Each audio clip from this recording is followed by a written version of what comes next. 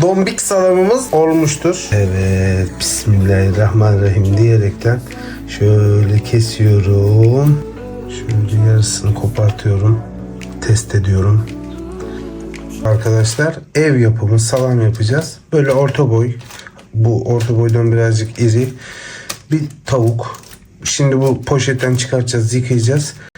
Tencereye atıyoruz. Daha sonra havuç, soğan, sarımsak, sonra birazcık karabiber, tuz, birazcık ekliyoruz ve haşlıyoruz. Haşladıktan sonra tavuğu pişirdik. Çok güzel şekilde suyunu bir kenara ayırdım. Bütün kemiklerinden ayırdım. İçerisinde hiçbir kemik yok. Ama derisini de koydum içerisine. Güzelce santim santim kontrol ede soğanı, havucu falan içerisine koydum. Şimdi mikserden geçeceğiz.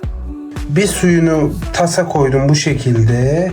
Soğumasını bekliyorum. Daha sonra soğuduktan sonra içerisine jele koyacağım. Salam yapacağız. Tamamen doğal olacak.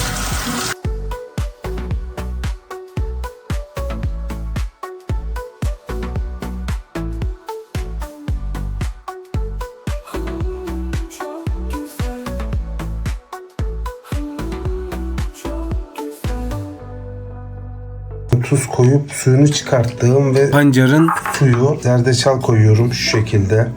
Tuz koyuyorum şöyle. Biraz da karabiber koyuyorum. Makineden salam kokusu gelmeye başladı. Şimdi böyle bir tane streçe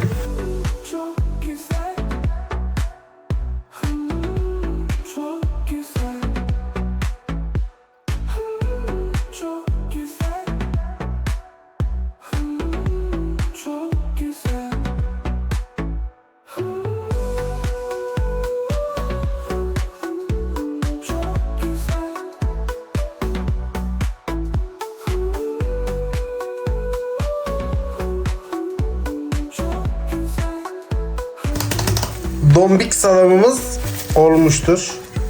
Hemen şöyle açıyoruz. Bakalım nasıl olmuş dombiş salamımız. Şöyle. Evet. Bismillahirrahmanirrahim diyerekten şöyle kesiyorum.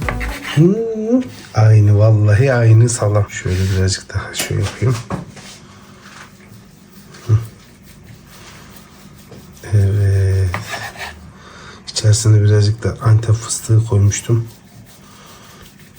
Vay.